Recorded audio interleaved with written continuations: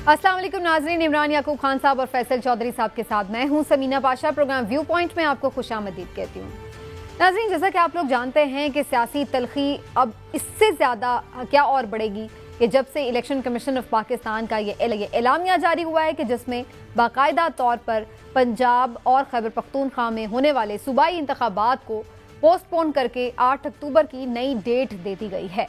और 5-6 महीने का ये जो डिले किया गया है उसके बाद अब लोगों के शकूक व शुबहात ज़्यादा बढ़ रहे हैं कि इस बात की भी क्या गारंटी है कि 5 महीने बाद भी ये इलेक्शन 8 अक्टूबर को हो जाएंगे। दूसरी जानिब हुकूमत ये कह रही है कि ये बुनियादी तौर पर देखा जाए तो शायद तमाम मुल्क में यानी कौमी असम्बली के भी आम इंतखाबात की ही एक डेट है। क्या वाकई ऐसा है? और इसके साथ साथ ये भी बात करेंगे कि क्या आइन और कानून के मुताबिक इसकी कोई गुंजाइश निकलती है। निगरान हुकूमतें जो 3 माह के लिए आती हैं उसके 3 माह गुजरने के बाद उनकी कानूनी हैसियत क्या होगी। सुप्रीम कोर्ट ऑफ पाकिस्तान क्या तौहीन अदालत और फिर आइन शिकनी के हवाले से दोनों सूरतों में कार्रवाई कर सकती है? सुप्रीम कोर्ट में ये मामला किस समत में जाएगा, इस पर भी बात करना बड़ा ज़रूरी है। और इसके साथ साथ जो ओवरऑल एक चल रहा है माहौल जिसमें पीटीआई ये इल्ज़ाम लगा रही है कि उनकी पॉलिटिकल विक्टिमाइजेशन की जा रही है और हुकूमत अपने इल्ज़ामात लगा रही है कि पीटीआई जो है वो दहशतगर्द जमात हो चुकी है। तो ये सारी चीज़ें अब कहाँ जाकर रुकेंगी और इस सारे हंगाम 5 महीने कैसे गुजरेंगे, इस पर बात करेंगे आज के प्रोग्राम में। आप सबको खुशामदीद कहती हूँ। पहले जाऊँगी इमरान साहब, इलेक्शन का इल्तवा होना मेरा ख्याल है आपके लिए तो कोई बहुत बड़ा सरप्राइज़ नहीं था, क्योंकि आप तो पहले भी कह रहे थे, बहुत सारे लोगों का ये ख्याल था जिस अंदाज से चीज़ें चल रही थी कि ये इलेक्शन होते नज़र नहीं आ रहे। लेकिन अब सवाल ये पैदा होता है कि इलेक्शन के इस इल्तवा के बाद क्या 5 महीने अमनो सुकून से गुजरेंगे या मजीद इंतशार और बेचैनी है? बिस्मिल्लाहिर्रहमानिर्रहीम। समीना, आपने बिल्कुल ठीक कहा। मेरे लिए तो कोई ये सरप्राइज़ नहीं है। मैं तो बारहा यहाँ भी कहता था कि बज़ाहिर मुमकिन नज़र नहीं आ रहा। लेकिन असल सवाल ये है इस सारे मामले में कि क्या ये जो अगले 5 माह हैं वो खैरियत से गुजरेंगे या नहीं। तो मेरे ख्याल में नहीं। मुझे ये लगता है ज़ाती तौर पे कि इससे मज़ीद जो बहरान है ना उसको मज़ीद तक़वियत मिलेगी। और मुझे नहीं ये लगता कि पीटीआई चुप करके बैठ जाएगी। हाँ, ये ज़रूर है कि अगर कोई ऑल पार्टीज कॉन्फ्रेंस हो जाए या इमरान खान साहब के साथ कोई मुज़ाकरात हो जाए, कोई कंसेंसस हो जाए, कंसेंसस हो जाए और ये मिल बैठ के फैसला कर लें। अदरवाइज़ ये जो अभी इन्होंने ऐलान कर दिया है उसमें मैं नहीं समझता कि किसी तौर भी खान साहब इन्हें आराम से बैठने देंगे या चैन लेने देंगे। जिन चीज़ों को जवाज़ बनाकर, जिन बातों को जवाज़ बनाकर इलेक्शन कमीशन ने ये इलेक्शन मौखर किए हैं, क्या ये मेरे नज़दीक उससे भी बड़ा सवाल है कि 5 अक्टूबर को वो चीज़ें ख़त्म हो गई होंगी जो खान साहब ने भी आज कोर्ट में बात की। बिल्कुल उन्होंने कहा है। लेकिन ये है कि क्या फिर इनको फंड्स मिल जाएंगे, ये सारी चीज़ें जो हैं ये सवाल अब लोग पूछेंगे। और मेरा नहीं ख्याल कि चीफ इलेक्शन कमिश्नर के पास या हुकूमत के पास इसका कोई वाज़ेह जवाब मौजूद हो। इसीलिए मैं ये सारी जमातें क्या इलेक्शन डिले के ऊपर ऑन बोर्ड हैं और आपके ख्याल से ये सबका एक मुत्तफ़िक़ा फ़ैसला है कि इलेक्शन एक साथ ही हों? और इसी वजह से बेशक ये एक तरह की हमें आइन से एक एतराज़ नज़र आ रहा है, लेकिन इसके बावजूद भी पीपल्स पार्टी या कोई और भी आके खुलेआम किसी ने कोई इख्तिलाफ नहीं किया इसके ऊपर। देखिए समीना, इमरान खान साहब खुद भी पहले कहते रहे हैं कि एक ही दफ़ा इलेक्शन होने चाहिए, लेकिन फिर सियासतदान हमारे जो है मौक़िफ़ बदलते रहते हैं। अब ये 8 अक्टूबर वाला जो मामला है ये कंसेंसस के साथ हो जाता तो शायद किसी को भी इतराज़ नहीं होता। लेकिन जहाँ तक बात है पीटीआई के अलावा दूसरी जो जमातें देख लें, वो पीडीएम की जो 10-11 जमातें हैं वो तो हैं ही इस बात पर मुत्तफिक। उनमें से तो किसी का ये इतराज नहीं है। क्योंकि खबरें थी कि शायद पीपल्स पार्टी इस बात पे कुछ ना हो। बिल्कुल ऐसी कोई बात सब नहीं ऑन बोर्ड है। क्योंकि जरदारी साहब तो हमेशा ये कहते हैं कि सिंध की हुकूमत वो क्यों छोड़े। ठीक है, वो तो आखिरी वक्त तक सिंध की हुकूमत को एंजॉय नहीं, मैं सिंध की हुकूमत छोड़ने की बात नहीं, मैं कह रही हूँ कि ये जो 2 सूबों में इलेक्शन थे इसके ऊपर तो हमने अपने प्रोग्राम में कई दफा जब पीपल्स पार्टी के मुख्तलिफ लोगों को लिया, कुंडी साहब को लिया, चंद साहब को लिया, तो ये लोग हमें यही कह रहे थे कि बिल्कुल आइन के मुताबिक 90 दिन में इनमें इंतखाब होने चाहिए दोनों सूबों में। तो अब बेसिकली ये नहीं हुआ कि सिंध हुकूमत ले रहे हैं, बल्कि ये हुआ है कि इन 2 सूबों के इंतखाब रुके हैं। समीना, परसों आपको याद होगा कि पार्लियामेंट का इजलास हुआ था, फिर उसके बाद काबीना का इजलास हुआ, तो उसमें सारी ये बहस हुई है, सब लोग ऑन बोर्ड हैं, ये सब ने मिलजुल के फैसला किया। चलें, इसके जो सियासी मामलात हैं इस पर तो आगे भी हम अभी डिस्कशन करेंगे, लेकिन इसके कुछ कानूनी पहलू भी हैं, उसके ऊपर भी बात करना बड़ा जरूरी है। चौधरी साहब से पहले मैं जरा कानूनी मामलात पर मुख्तसर राय और फिर उसके बाद आगे। चौधरी साहब, बहुत मायानाज जो भी कानूनदान है, सीनियर सियासतदान है, वो इस बात पर मुत्तफिक नजर आ रहे हैं, चाहे वो एतजाज एहसन साहब हों, सलमान अकरम राजा साहब हों और दीगर हों। वो ये कह रहे हैं कि ये खुली खुली आइन शिकनी है, नंबर 1। नंबर 2, ये तौहीन अदालत भी है, और इन दोनों के हवाले से जो है ये कार्रवाई हो सकती है सुप्रीम कोर्ट ऑफ पाकिस्तान में। तो आपको क्या नजर आ रहा है, ये मामला सुप्रीम कोर्ट ऑफ पाकिस्तान में कैसे टेकअप होगा, जब पीटीआई इसको करेगी, या फिर सुओ मोटो भी हो सकता है? और तीसरी बात ये कि ये लंबा चलेगा। आर्टिकल 224 है आईन पाकिस्तान का, आर्टिकल 224(2) वो पाकिस्तान में इलेक्शन और बाई इलेक्शंस के वक्त का तयन करता है, और वो ये बताता है कि पाकिस्तान में अगर असेंबली अपनी मुद्दत पूरी करेगी तब तो इलेक्शन 60 दिन में होंगे, अगर उससे पहले करेगी तो 90 दिन में इलेक्शन होंगे। आर्टिकल 112 के तहत जब ये दोनों सूबाई असम्बलियाँ टूटी हैं तो 90 दिन के अंदर अंदर इंतखाबात होने चाहिए थे। पाकिस्तान में मुझे कोई शक नहीं है कि इस वक्त ये सरजमीन बेआइन है, यहाँ पे आइन नाम की कोई चीज़ नहीं है। आइन जो है उसके ऊपर अमल दरामद हुकूमत बबांग दौल और उसके इदारे जो हैं वो आइन को फ्लाउट कर रहे हैं। सुप्रीम कोर्ट के हुक्म को की धज्जियाँ उड़ा दी गई हैं। अनफॉर्चुनेटली सुप्रीम कोर्ट बहुत डिवाइडेड है, उसके जजेस एक दूसरे के साथ बैठना पसंद भी नहीं करते एक बेंचेस में, ये बात बड़ी सामने नज़र आई है, और उसकी वजह से पाकिस्तान के शहरी, पाकिस्तान का आइन, पाकिस्तान बज़ात खुद वो उसको नुकसान पहुंच रहा है। मैं ये कहना तो नहीं चाहता हूँ, बस हद एहतराम कहूँगा कि अब ये वक्त है कि आप अपनी ज़ातियात से ऊपर उठ के पाकिस्तान की और पाकिस्तान के आइन की हिफाजत करें, पाकिस्तान के अवाम की बुनियादी हकूक़ की हिफाजत करें, यही इस वक्त का तकाजा है। अच्छा, ये बताइएगा चौधरी साहब, ये जो निगरान हुकूमत है, बिल्कुल ये आप आइडियल सिचुएशन की बात कर रहे हैं, इसी को हम एक्सपेक्ट भी करते हैं, ये सबसे बड़ी आईनी अदालत है सुप्रीम कोर्ट पाकिस्तान की। लेकिन सर, ये जो निगरान हुकूमत है, इसको क्या कानूनी जवाब मिल सकता है कि 90 दिन के बाद इनकी कानूनी हैसियत क्या होगी? आइन में निगरान हुकूमत सिर्फ 90 दिन के लिए होती है, और अगर 90 दिन के बाद ना हो तो फिर इस हुकूमत की तो आइनी हैसियत नहीं होगी, ये तो फिर एक बज़ौर बाजू मुसल्लत की गई होगी। समीना, कोई भी गैर मुंतखब शख्स या ग्रोह अगर किसी हुकूमत पर मुसल्लत हो तो वो आइनी तो नहीं कहलाएगा, वो कानूनी तो नहीं कहलाएगा। ठीक। उसकी जो इक़दामात हैं उनको आइन तहफ़्फ़ुज़ कैसे देगा, कानून तहफ़्फ़ुज़ कैसे देगा?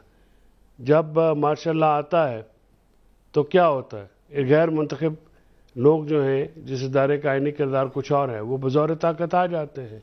ठीक। तो बज़ौर ताकत मुसल्लत रहेंगे, तो उसका कोई कानूनी कोई जवाब भी अदालत तब तो लेकिन एक अब इसमें सवाल ये भी है चौधरी साहब, उस अदालत पे भी लगता है जो कि इसको आईनी कानूनी जवाब फराहम करे। बिल्कुल ठीक है। अच्छा, आर्टिकल 6 में अमेंडमेंट हुई 2018 में।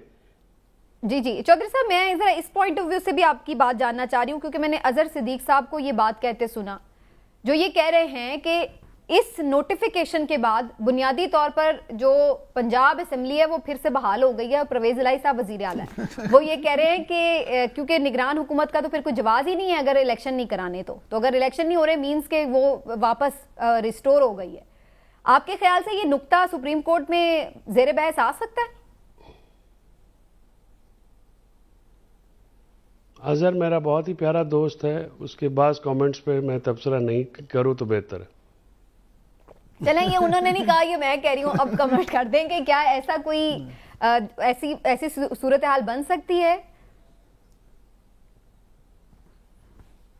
समीना, आप भी मुझे बड़ी प्यारी हैं, मैं आपको सिर्फ ये कहूँगा कि आप आइन और कानून तो पढ़ लेना। अच्छा चलें, मैं एक सेकंड, अब मैं ये मामला फिर इमरान साहब को, क्योंकि उनको मैं बिल्कुल प्यारी नहीं हूँ। इमरान साहब, मैंने वैसे असद उमर साहब को भी ये बात कहते सुना, ये नहीं वो कह रहे थे कि ऐसा हो जाएगा, लेकिन मैं एक बात कह रही हूँ, आपकी इजाजत से सिर्फ एक बात कह दूं अगर आप इजाजत दे तो, वो ये है कि सुप्रीम कोर्ट में ये 2 जजेस ने ये बात की थी, लेकिन इसका इसलिए जवाब समीना नहीं बनता ना कि जो असेंबलियां तहलील हुई हैं उनको किसी पार्टी ने आज तक चैलेंज नहीं किया है, तो उसको तो एक्सेप्ट कर लिया गया है।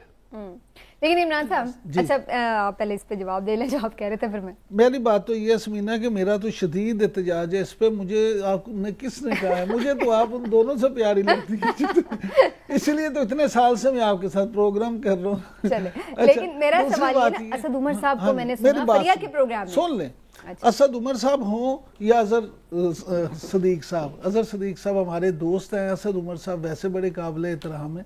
गुजारिश ये ऐसी ख्वाहिशात है, आइन और कानून में इसकी कोई इजाज़त नहीं है। चौधरी साहब ने बड़ा क्लियर बता दिया कि अगर किसी को इतराज़ होता तो वो कम से कम जाके अदालत से रजू तो करता। किसी ने वो किया नहीं, इसका मतलब है कि वो सब ने कबूल किया और उसके बाद अब ये निगरान हुकूमत बनी है। अब मामला ये है कि निगरान हुकूमत जब ये बनाई गई है तो ये बनाई गई है इलेक्शन तक। अब इलेक्शन अगर नहीं होते तो निगरान हुकूमत की तो लॉटरी है। आपको याद है लॉटरी कैसे है सर? वो 90 दिन से ज्यादा हो नहीं सकती आइन के मुताबिक। आपको किसने कहा? यहाँ पर कौन से काम होते हैं? देखिए मुझे आप ये बताएं, जब मोहतरमा बेनजीर भुट्टो, अगर ये काम नहीं होते तो फिर अगर ये जब मोहतरमा बेनजीर भुट्टो की शहादत हुई ठीक होगी, कुछ दिन आगे हुआ था ना सर, वो तो एक बात ठीक है, एक दिन आगे हो या 10 दिन उससे फर्क नहीं तो पड़ता। फिर अगर ये हो सकता है तो फिर ये भी तो हो सकता है ना कि असेंबली को वापस बहाल कर दिया जाए। जब होना ही है, कुछ भी हो सकता है, तो फिर ये होने में क्या है? इस तरह पीटीआई भी शायद चुप करके बैठ जाए कि चलो वापस हुकूमत मिल गई। ये दोनों अलग चीजें हैं। अच्छा, दोनों अलग चीजें हैं। दूसरी बात ये है कि चौधरी परवेज लाई साहब और उनके 10 लोग अब तो वैसे पीटीआई में जा चुके हैं। अब तो वो उस तरह से अगर आप देखें तो उनकी रुकनियत वैसे भी नहीं बनती। चले मैं तो बड़े तीसरी राय ले लेती हूँ, आईनी और लेकिन कानूनी। इसमें जो सबसे अहम बात है वो जरा मैं आपसे एक मुख्तसर सी वो जरूर करना चाहूँगा। मामला ये है कि आपको याद होगा जब ये निगरान हुकूमतें बन रही थी तो हमने, हमारे वाकफा निहाल ने बताया था और हमने उसमें बात की थी, शायद अगर प्रोड्यूसर के पास हो, कि जब एक वज़ीर आला के कैंडिडेट को किसी ने पूछा कि आप क्यों बनना चाह रहे हैं ये 3 महीने के लिए वज़ीर आला निगरान, इससे तो प्रॉब्लम होगी, तो उन्होंने अपने दोस्त से कहा था फिक्र ना करें, 3 महीने के लिए नहीं होंगे, ठीक हो गया की बात नहीं है। शाह खावर साहब इस वक्त हमारे साथ मौजूद हैं जी, आईनी और कानूनी माहिर, उनकी भी नुक्ता नजर जानते हैं। शाह खावर साहब, पहले तो बुनियादी सवाल, ये इलेक्शन कमीशन ऑफ पाकिस्तान ने जो खुद से एक डेट भी दे दी है, इलेक्शन भी पोस्टपोन कर दिए हैं, क्या इलेक्शन कमीशन ऑफ पाकिस्तान इस बात का मजाज था? ये क्या एक इख्तियार से तजावुज है और क्या ये तौहीन अदालत भी है? देखिए बात ये है कि मैं एक तो अभी तक वो उनका जो रीजनिंग है उसको मैं नहीं पढ़ सका। अभी तक जो मैंने सुना है वो यही है कि उन्होंने अपने तौर पे जो जस्टिफिकेशन दी है ऐसा करने की, वो यही है कि उनको जो है कहीं से भी सपोर्ट नहीं मिल रही, फेडरल गवर्नमेंट उनको सपोर्ट नहीं कर रहा, उनको जो है वो फंड्स प्रोवाइड नहीं कर रहा। इसी तरह प्रोविंशियल गवर्नमेंट्स और law enforcing agencies, even armed forces जो और सिविलियन आर्म्ड फोर्सेस, पुलिस, वो भी जो है उनकी जो इलेक्शन के इनेकाद के लिए नहीं आ रही। और फिर इन्होंने यहाँ तक कहा कि जो जुडिशरी है वो भी अपने जो है वो अपने जुडिशियल ऑफिसर्स को जो है वो स्पेयर नहीं कर रही इलेक्शन ड्यूटीज के लिए, जो कि कभी माजी में returning officer, assistant returning officer और डिस्ट्रिक्ट रिटर्निंग ऑफिसर्स वो दिया करते थे।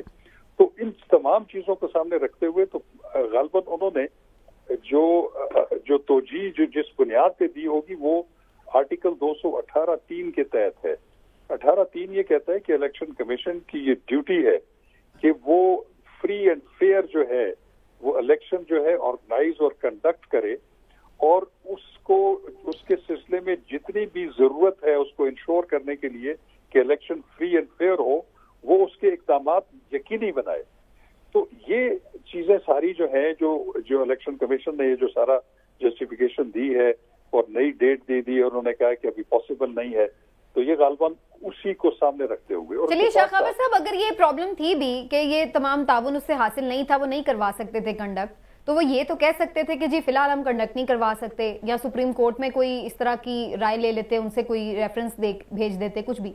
लेकिन ये जो उन्होंने काम किया कि खुद से ही एक डेट भी अनाउंस कर दी, मतलब उनको ये एश्योरेंस कैसे मिली कि 5 महीने बाद उनको सब चीजें दस्तयाब होंगी? देखिए बात ये ठीक है, ये थोड़ा सा कंट्रोवर्शियल बात है और ये डिबेटेबल बात भी है कि क्योंकि उनको सुप्रीम कोर्ट ऑफ पाकिस्तान ने ऐसा कहा था और हिदायत की थी कि आप पंजाब में सदर मुमलिकत के साथ मुशावरत करके आप डेट अनाउंस करें, और डेट अनाउंस भी कर दी उन्होंने, इसमें कोई दूसरी बात नहीं है।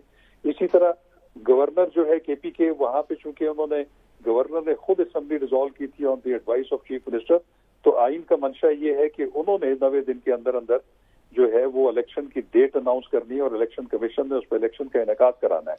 वहां पे अभी तक तो डेट भी नहीं अनाउंस हुई, तो इलेक्शन कमीशन तो दोनों हो गई है। उन्होंने भी 8 अक्टूबर दे दी है सर, उन्होंने भी लिख दिया आज खत लिखा है उन्होंने इलेक्शन कमीशन को। जी, तो मैं ये कहता हूँ कि अब बात ये है कि इलेक्शन कमीशन ने इनके पास जो एक कानूनी जो इलेक्शन एक्ट के तहत भी इख्तियार है उनके पास एक, अब मुझे उसकी प्रोविजन याद नहीं है, उसमें एक तो ये है कि जब भी जनरल इलेक्शन होने होंगे मुल्क में, चाहे सूबाई असम्बली के या कौमी असम्बली के, वो सदर मुमलिकत जनरल इलेक्शन की जो आम तौर पे होंगे, जो असम्बलियां अपनी मियाद पूरी कर चुकी हैं, और अब तो सुप्रीम कोर्ट ने ये भी होल्ड कर दिया है, इंटरप्रेट कर दिया है कि जब असम्बलियां तहलील भी हो जाएं तो उनको भी जनरल इलेक्शन कंसिडर किया जाएगा। तो उस सूरत में पंजाब में सदर मुमलिकत और इलेक्शन कमीशन ने मिलकर एक फैसला करना था और उस पर एक डेट भी आ गई।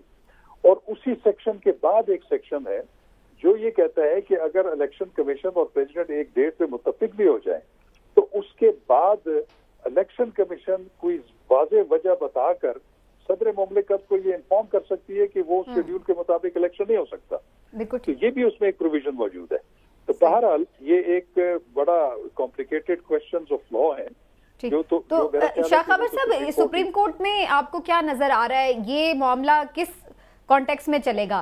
तौहीन अदालत के उस जिम्मे में आएगा या ये कोई आइन से गद्दारी का मामला कोई कुछ लोग कह रहे हैं कि जी ये आइन से भी गद्दारी है, और फिर ये या फिर सुप्रीम कोर्ट सिर्फ इसी चीज को टेकअप करेगी कि आप इलेक्शन किस वक्त करवाएंगे या उनकी तौजीहात मान लेगी? क्या डायरेक्शन क्या हो सकती है इस समात? देखिए बात यह है कि चूंकि ये जो पहले डायरेक्शंस इशू हुई थी जिसमें सदर मुमलिकत को, पंजाब में सदर मुमलिकत को इलेक्शन कमीशन को हिदायत की थी कि आप एक डेट मुकर्रर करें, और KPK में गवर्नर और इलेक्शन कमीशन को, अब जबकि अब उसके मुताबिक एक चीज नहीं हो रही और वो इलेक्शन कमीशन ने अपने तौर पे तो वो कह सकते हैं कि हमने तो दोनों हुकूमतों से राब्ता किया, हमने शेड्यूल का ऐलान भी कर दिया पंजाब में, क्योंकि हमें वो तमाम सपोर्ट नहीं मिली, क्योंकि हम तो उस सपोर्ट के बगैर इलेक्शन कंडक्ट नहीं करा सकते।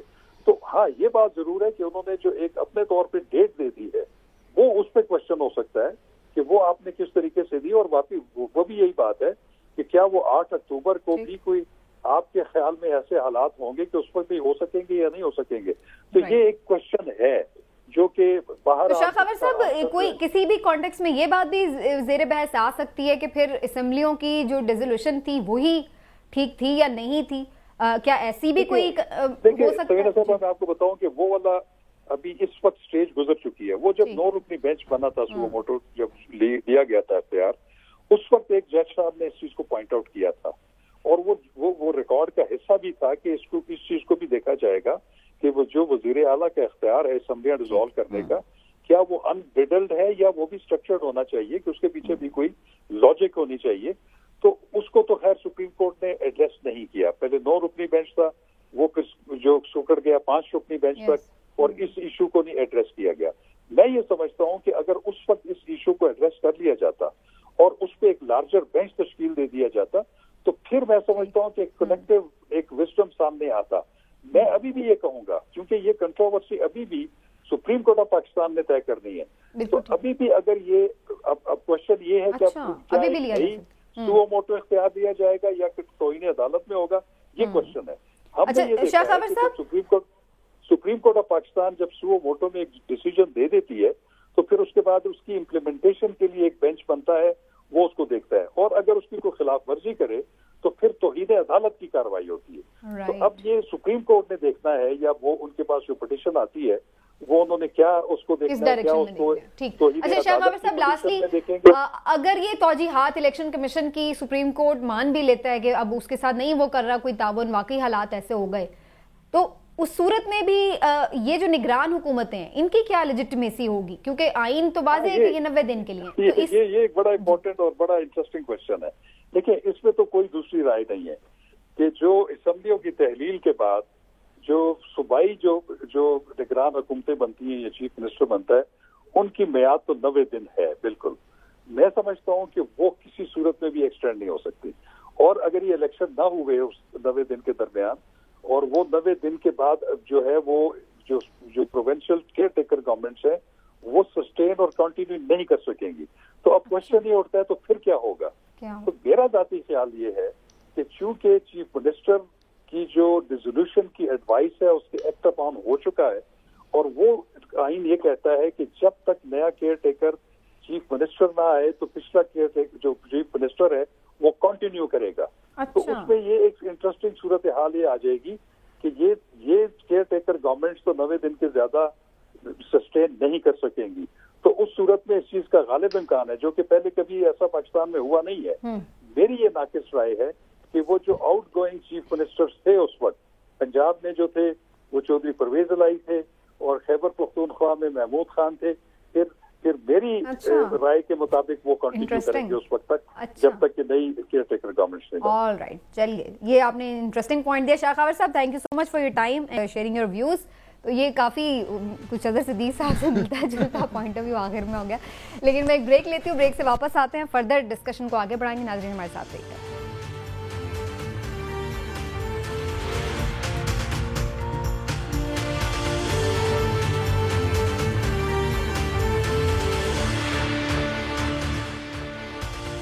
जी वेलकम बैक नाज़रीन।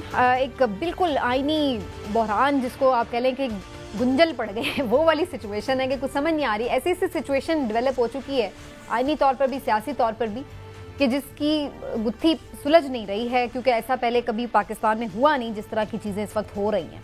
बहरहाल इमरान खान साहब इस वक्त उलझे हुए हैं, कुछ अपने सियासी मामलात के हवाले से, केसेस के हवाले से, अदालती मामलात के हवाले से भी, और लाहौर हाई कोर्ट में आज भी वो पेश हुए हिफाजती ज़मानत के लिए, मिल भी गई उनको मज़ीद हिफाजती ज़मानतें। लेकिन तनकीद बहुत हो रही है कि जनाब आप फ़र्द जुर्म के लिए आए नहीं होते लेकिन हिफाजती ज़मानत के लिए आप ज़रूर पहुंच जाते हैं कोर्ट, लेकिन वहाँ से उनको क्या वाकई एक ड्यू रिलीफ मिल रहा है या नहीं, क्या उनके केसेस का मुस्तकबिल है, कुछ इसके हवाले से भी बात करते हैं।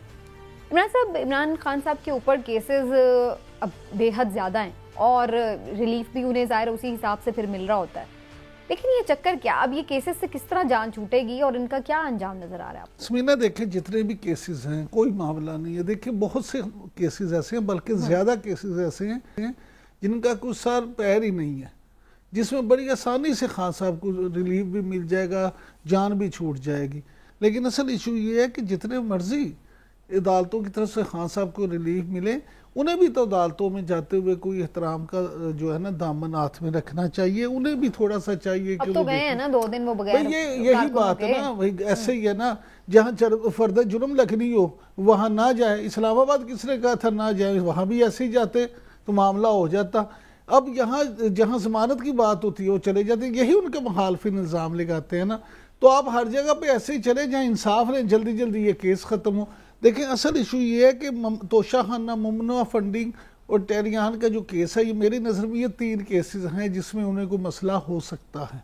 बाकी जो केसेस है ना ये 200 भी हों तो कोई फ़र्क नहीं पड़ता, ये अदालतें इन्हें क्लब भी कर देंगी, 1 तारीख में ख़त्म भी हो जाएंगे, ये कोई मामला नहीं, मुकदमात हैं वापस भी लिए जा ये इनका मैं कह रहा हूँ कोई नहीं, एक ऑर्डर के साथ ये सारे ख़त्म हो जाएंगे, ये इशू नहीं है। लेकिन मैं ये समझता हूँ कि खान साहब को ये चाहिए कि जो वो केसेस हैं जिन उन्हें भी खदशा है कि उसमें उनके साथ कोई उनके खिलाफ फैसला आ सकता है, जिसमें उन्हें नाअहल करार दिया जा सकता है, इस तरह की बात, उसमें वो भी जल्दी से उन मामलात को देखें ताकि उनका अपना भी खदशा ख़त्म हो और कौम को भी चैन आए। ये मामला रोज़ के जो ख़त्म हो, उसमें वो क्या जाए ना, जब पहले ऊपर से एक पेशी पे जाते हैं 4 और मुकदमे बन जाते हैं, फिर वो उनके अंदर जमानतों में लग जाते हैं, तो वो यही चीज़ें चल रही हैं। मुझे ये बताएं, आज पिछली दफ़ा भी आराम से गए हैं, कोई मुकदमा नहीं बना, आज भी आराम से गए हैं, कोई मुकदमा नहीं बना। इस्लामाबाद की बात कर रहे थे, बहरहाल आगे जब मुझे आप बताएं, जब बाप हज़ारों लोग जाके जत्थे लेके जाके वहाँ चलेंगे, लोग दरख्त जला देंगे, गाड़ियां जला देंगे, तोड़फोड़ होगी, तो फिर केस तो होगा। क्यों जाते हैं चौधरी साहब, इमरान खान साहब इतने लोग कारकुन लेके, यहाँ पे भी तो 2 दिन गए हैं वो खामोशी से, तो कुछ भी नहीं हुआ और आराम से समाअत भी हो गई, रिलीफ भी मिला, तो ऐसे इस्लामाबाद क्यों नहीं जाते? देखिए, जो ये बात कहना है कि वो इस्लामाबाद में फ़र्द जुर्म की, मैंने पिछले प्रोग्राम में भी अर्ज़ की थी, ये एक अफवाह साजी की एक फैक्ट्री है। मैं इमरान याकूब खान साहब को बिल्कुल यकीन दिलाना चाहता हूँ कि इस पर कान ना धरें। फ़र्द जुर्म नहीं आयद हो सकता जब तक मेंटेनेबिलिटी यानी काबिल समात होने का जो किसी कंप्लेंट का उसके ऊपर ना आ जाए, फैसला ना आ जाए, जो कि इमरान खान साहब ने चैलेंज की हुई है। 30 को वो लगी हुई है, उस पर बहस होनी है। अगर एक जो कंप्लेंट है उस पर अगर वो काबिल समाअत ही नहीं है, वो लीगली वायबल नहीं है, तो फिर उसका तो मामला है। लेकिन जैसे वो जाएंगे तो पता चलेगा ना काबिल समाअत है कि आपके सामने है सर। बहस तो उहदे ते होनी है ना, उसके वास्ते बंदे तो मौजूद होना जरूरी नहीं है ना सर। तो वो जो वारंट्स वगैरह निकले हैं वो आप डिस्चार्ज हो गए, वो एक टेक्निकल लीगल इश्यूज हैं, मैं उस पर ले जाना नहीं चाह रहा आप लोगों को। बिल्कुल ठीक। दूसरी बात यह है सर कि इमरान याकूब खान साहब, एहसान खान न्याजी ने क्या कसूर किया था? 2 मुकदमात में, झूठे मुकदमात में वो अपनी जमानत कंफर्म हुई, एक में उसकी प्री अरेस्ट हुई, वो वहाँ से बाहर निकला, उसको वहाँ पे मौके पे झूठे केस में, मैंने अदालत में भी कहा है, मैं आपके सामने भी कह रहा हूँ कि मैं 1 मिनट पहले वहाँ से निकला हूँ, मैं एफिडेविट देने को तैयार हूँ। वहाँ पे कोई पिकेट नहीं थी, वहाँ पे कोई नाका नहीं लगा हुआ था। तो एक झूठे मुकदमे में उसको अरेस्ट किया, उसको बाहर से, और उठा के अब 18 तारीख के वकूआ जब वो लिबर्टी चौक में था, आपके कैमरा से दिखाया, सब ने दिखाया। वो हमारा वकील जो है वो 18 में लिबर्टी में अपना पॉलिटिकल एक्टिविस्ट है, अपनी एक राय रखता है, उसमें क्या गुनाह है? उसको कोयटा में उठा के ले गए हैं, कोयटा में एक ऐसे फ्रिवलेस मुकदमे में।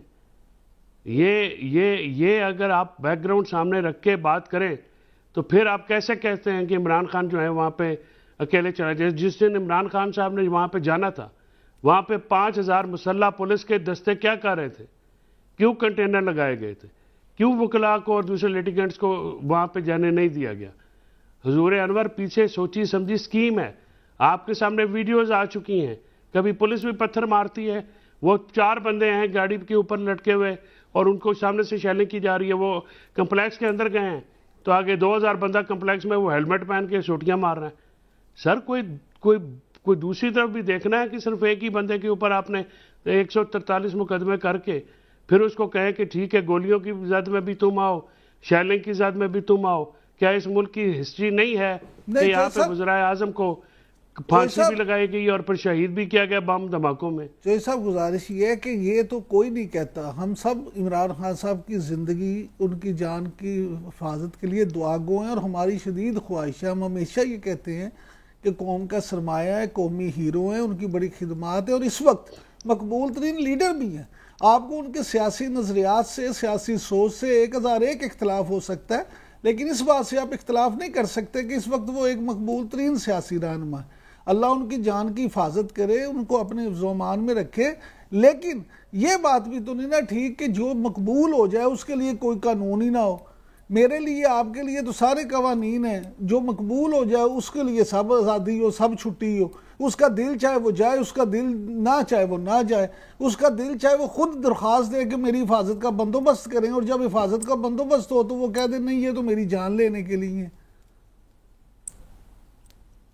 इमरान साहब आपके सामने वो वहां पे गए हैं, जब कम्प्लेक्स के अंदर, वो जुडिशल कम्प्लेक्स में दाखिल हुए तो उनको दाखिल क्यों नहीं होने दिया? फिर अदालत के अंदर क्यों नहीं जाने दिया? सर वो 7 लोग की शीट किसने गायब की? साथ उनके अंगूठे और निशान ज्यादा जिसका फर्क नहीं। ये देखे ना आप तो जब गेट के वैसे अंदर दाखिल हो गए थे ना, तब उनके साथ कोई इतने खास लोग नहीं थे, आगे पुलिस वाले ज्यादा अंदर दाखिल हो गए थे। रोकना क्यों था?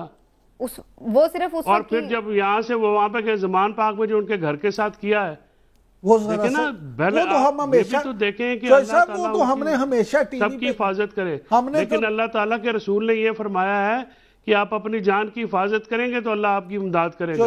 जो ज़मान पार्क आप खुद ख्याल करेंगे तो अल्लाह आपका ख्याल करेगा। साहब जो ज़मान पार्क उनके घर पे मामला जितना भी हुआ वो आपके सामने हमने टीवी शो में। चलिए, लेकिन अब थोड़ा सा इससे आगे बढ़ते हैं। वो पेश हो रहे हैं, जब वो पेश नहीं हो रहे थे तो सब कहते हैं पेश नहीं हो रहे, अब जब वो पेश होते हैं तो वो कहते हैं इस तरह क्यों नहीं पेश हो रहे? हम तो कहते हैं अच्छी अच्छा, मजे की बात ये बताओ कि अब वो कारकुनों के बगैर जब जा रहे हैं तो वो शील्ड के साथ जाते हैं, उस पर भी तनकीद हो रही है कि जी इतनी शील्ड्स के साथ वो क्यों जा रहे हैं, वो डरपोक हैं, ये वो यानी मकसद ये है कि अगर यही चीज वो बेहतियाती करेंगे, खुदा न खास्ता कोई ऐसा वाकया हो तो फिर कौन जिम्मेदार होगा? बिल्कुल आपने बिल्कुल सही बात की, उनकी जान की हिफाजत होनी चाहिए, लेकिन रूल ऑफ लॉ इमरान साहब फिर दोनों तरफ होना चाहिए। अब जो अजहर मशवानी के साथ हो रहा है, क्या वो रूल ऑफ लॉ है कि एक बंदा गायब है, उसके ऊपर कोई ना मुकदमा है ना कुछ है? अच्छा, मुझे ये बताएं, पहली बात तो ये कि इस बात से कौन इनकार करता है कि रूल ऑफ लॉ होना चाहिए?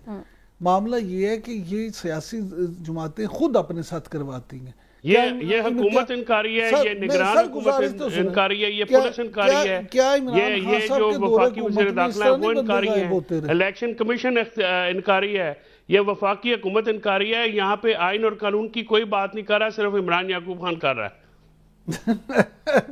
मेहरबानी आपकी फैसल चोई साहब, लेकिन गुजारिश ये है कि मशवानी साहब हों या कोई भी हो, मैं तो इस बात के सख्त खिलाफ हूं कि किसी को भी अगर आपने कानूनी तरीके से पकड़ा, अगर किसी ने कोई जुर्म किया उसको 1000 दफ़ा पकड़ें, अदालत के सामने पेश करें और उसको उसके घर वालों को, उसके वकील को रसाई दें। ये तो कोई तरीका नहीं है, चाहे इमरान खान साहब की हुकूमत में हो या शहबाज शरीफ साहब की हुकूमत में, कि आप उठा लें बंदे को और उसका पता भी ना चले। लेकिन इमरान साहब अब सवाल यहाँ पर यही उठ रहा है ना कि ये तो अब हम ये देख रहे हैं कि उठवाया जा रहा है, आगे पेश नहीं किया जा रहा, और उनकी बाजियाबी के लिए जो रिपोर्ट करने के लिए भी जा रहे हैं कि जी हमारी रिपोर्ट दर्ज कर लें, कि बंदा वो रिपोर्ट भी नहीं कोई पुलिस वाला ले रहा। बहुत सारे थानों में ऐसे वो देख रही थी कि किसी ने मुकदमा तक नहीं दर्ज किया, और अगर किसी एक जगह पे कहीं हो गया तो उन्होंने कोई उसके ऊपर कार्रवाई नहीं की, कुछ भी नहीं किया। तो ये भी तो सवालात हैं। और इन 5 दिनों में कुछ का कुछ हो जाए, अल्लाह ना करे उनके साथ, तो इस बात का फिर कौन जिम्मेदार होगा? ये तो फौरी तौर पर पाबंद करना चाहिए था। मेरी बात, मैं ये कहता हूँ कि सिर्फ अजहर मशवानी ही क्यों, कोई भी बंदा सर हले तो उनकी गाल होती है ना, किसी का तो फायदा होंदे और नहीं किसी की बात नहीं है, ये इसलिए होता है। मुकदमा है ना जनाब, इक्वेट करना में चोई साहब ये होता है इसलिए सर बात करें अजहर मशवानी की। अजहर मशवानी गायब है सर, मैं इसलिए अजहर मशवानी घर से अगवा हुआ है। अजहर मशवानी का वेयर अबाउट पता नहीं है, वो जिस मर्जी पार्टी से ताल्लुक रखता हो, कानून के मुताबिक डील करवाना उसका तो हक है ना। एक केस को हम बाकी केसेस के साथ मिलके हम नहीं मिला सकते, ये केस इस वक्त उसका है, उसकी बात करनी पड़ेगी सर। तो साहब गुजारिश ये है कि इस बात से कौन इनकारी है कि अजहर मशवानी को पेश करना चाहिए, अजहर मशवानी को बताएं कहाँ है, उसे इंसाफ मिलना चाहिए। लेकिन मैं ये गुजारिश कर रहा हूँ कि ये खाली अजहर मशवानी नहीं है, ये सियासी लोग जो भी इस तरह से सियासी बुनियादों पे केसेस बनाते हैं, दूसरी पार्टियों के साथ होते हैं, उसके बाद फिर खुद भी होते हैं। ये जब तक क्रॉस द बोर्ड नहीं होगा ये मामला नहीं रुकेगा। आज अजहर मशवानी है, कल को कोई और होगा। अब ये तो खाली एक जगह की बात नहीं है, हम सहाफियों के साथ भी देख रहे हैं। पिछले ही वीक में सिद्दीक जान जो सहाफी हैं उनके साथ भी यही मामला हुआ है। सिद्दीक जान वो हमारे साथ मोहम्मद अदरीस होता था, आपको पता कितना बेसरर बच्चा है वो यूट्यूबर बन गया, उसको भी उठा लिया। के साथ ही आजकल होता है ना, तो वो उसी चक्कर में पकड़ा गया। मोहम्मद अदरीस किसी को क्या नुकसान पहुंचा सकता है? वो तो हमने देखा ही है कि सारा जो एक प्रोपेगेंडा पहले हमें वो चाचड़ वो गरीब आदमी जी वो बेचारा वो भी साथ होता है, उसको बिठा के ले गए। जैसे वो अदरीस चाचड़ की हम बात कर रहे हैं, वो हमारे पास यहाँ होता था। बल्कि मैं आज वो देख रही थी कि इसी पीटीआई के एक और लड़का है सर गौहर, वो भी यूट्यूबर है, वो भी बेचारा साफी है। जी जी। और सर यूट्यूबर या सहाफी तो चले आते ही थे, मुझे तो ये भी पता चला है कि जो वहाँ पे कारकुनान पकड़े इन्होंने पथराव और तोड़फोड़ में जुडिशल कॉम्प्लेक्स के मुकदमे में, उसमें एक मैकेनिक भी पकड़ के ले गए जिसका कोई ताल्लुक ही नहीं था पीटीआई से। वो बेचारा पता नहीं किसी और काम में था, वहाँ पे कोई गाड़ी ठीक कर रहा था। एक 13 साल का बच्चा, एक शायद 14-15 साल का बच्चा, 2 बच्चे भी हैं जो उठा के लेके जिनका कोई पता नहीं। तो इमरान साहब फिर जब आप, मैं इस वजह से ये सारे वो उसमें बात कर रही हूँ कि ये बिल्कुल बात ठीक है, हम कहते हैं कि उनको करनी चाहिए, रूल ऑफ लॉ के ऊपर सरेंडर करना चाहिए, बिल्कुल ठीक है। लेकिन फिर ये एक तरफा हम लेक्चर नहीं दे सकते कि सिर्फ वो करें और कानून वालों को पूरा ये इख्तियार है, खुली छुट्टी है, वो जैसे मर्जी कानून को वैसे ये कौन कहता है कि कानून वालों को खुली छुट्टी है, वो जो मर्जी कहता तो नहीं है, मैं कह रही हूँ जो हो रहा है, मैं तो वो पॉइंट आउट कर रही हूँ। ये करवाता कौन है कानून वालों से? मुझे आप ये तो बताएं ना। जो करवाते हैं जब उनके खिलाफ होता है तो वो अवेला करते हैं। ये आप उस जड़ को भी तो देखें, किसी पुलिस अफसर की ये जुर्रत है कि वो बगैर ऊपर के इशारे से अपने आप ये काम कर ले। मुझे बताएं पूरा पाकिस्तान में कोई एक पुलिस वाला बता दें जिसको ऊपर से इशारा ना हो और वो किसी को पकड़ने की जुर्रत करे। अजहर मशवानी जैसे बासर आदमी को मुझे एक दफा बता दें कि कुछ जुर्रत करे। एक छोटा सा ब्रेक लेते हैं नाज़रीन, वापस आते हैं, कुछ मईशत की भी बात करते हैं। ये सारा पॉलिटिकल, आईनी और जो इंसानी हुकूक की खिलाफ वर्जियों का एक क्राइसिस बना हुआ है, उसके पीछे इतना बड़ा जो एक क्राइसिस है कि यानी 48% तक महंगाई की शरह चली गई है, उसके ऊपर डिस्कशन ही नहीं हो पाती क्योंकि ये इतनी चीज़ें जाके पूरा हाईजैक कर लेती हैं टीवी स्क्रीन्स को भी, और हर जगह पे हमें इनके ऊपर डिस्कशन नज़र आती है। बहुत ज़रूरी इस पर बात करना। एक ब्रेक के बाद वापस आते हैं।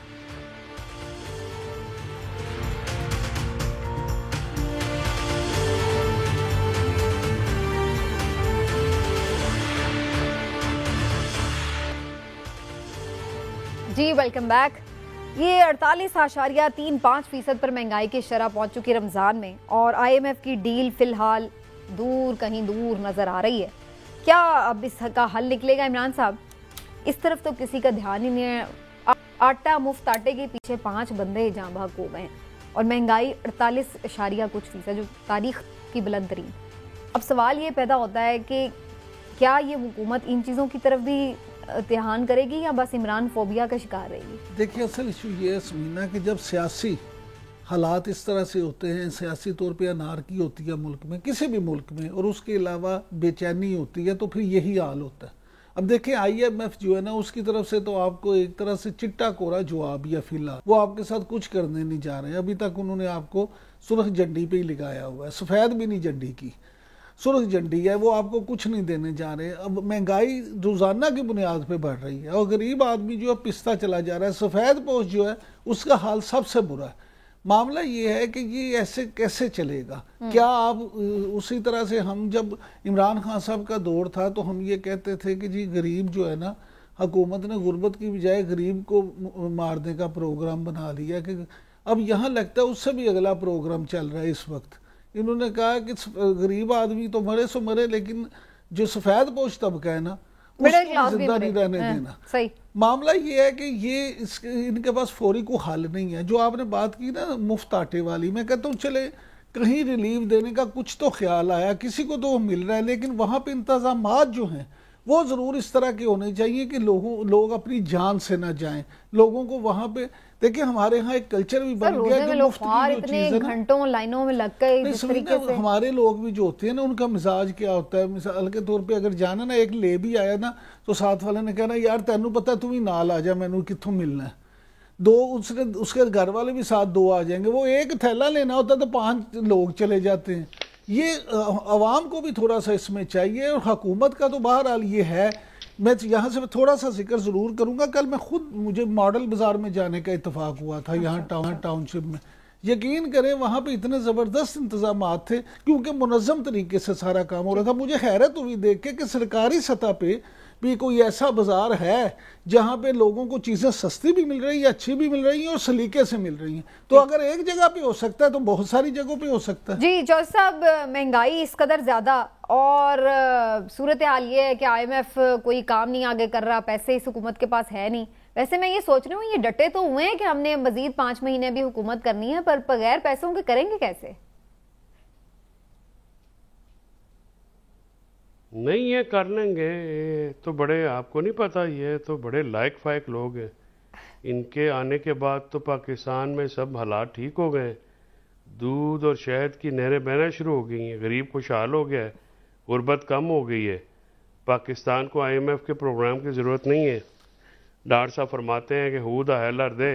तो पाकिस्तान तो एक इकोनॉमिकली एक आज़ाद और खुद मुख्तार मुल्क। अच्छा, वैसे इमरान खान साहब कहते थे कि बाजवा साहब ना शहबाज शरीफ को, इसाकडार को बड़ा कोई जीनियस समझते थे, लेकिन अभी जो उनका रिसेंट इंटरव्यू आया ना उसमें तो वो कह रहे हैं कि जी शहबाज शरीफ से हुकूमत नहीं चली, ये तो बिल्कुल ही फारिग साबित हुए हैं। तो ये मान गए हैं, वो एक चीज मान गए हैं बाजवा। वैसे उनके रिसेंट इंटरव्यू देख के तो बाजवा साहब के बारे में भी ये ख्यालात हो गए हैं जो इमरान खान साहब के, शहबाज शरीफ साहब के बारे में। अब आपसे एक सवाल, इस फॉर्मर आर्मी चीफ हैं, आप रोजाना कोई ऐसी बात करते हैं जिससे उसकी जगह सही होती है। चौधरी साहब, आपसे मैं एक सवाल पूछना चाहता हूँ इसी हवाले से कि ये जो चीजें आ रही हैं उनके हवाले से, क्या वाकई बाजवा साहब ने ये सारी बातें इस तरह से की होंगी? मुझे तो लगता है की होंगी। मैंने अपने सर जो लेके आपके साफी दोस्त ही आते हैं तो वो बाजवा साहब का ये बातें करना इंटरेस्टिंग स्टोरी सुनने को मिलती है। चलिए इस पे डिस्कशन हम करते हैं चौधरी साहब, ठीक है। चौधरी साहब, प्रोग्राम का वक्त खत्म हो गया, ये कल परसों में देखते हैं, अगर कुछ वक्त मिला तो बाजवा साहब की जो इनकशाफ है उनके ऊपर भी कुछ बात करेंगे। नाज़रीन, आज के प्रोग्राम से इतना ही। अपना ख्याल रखिए, अल्लाह हाफ़िज़।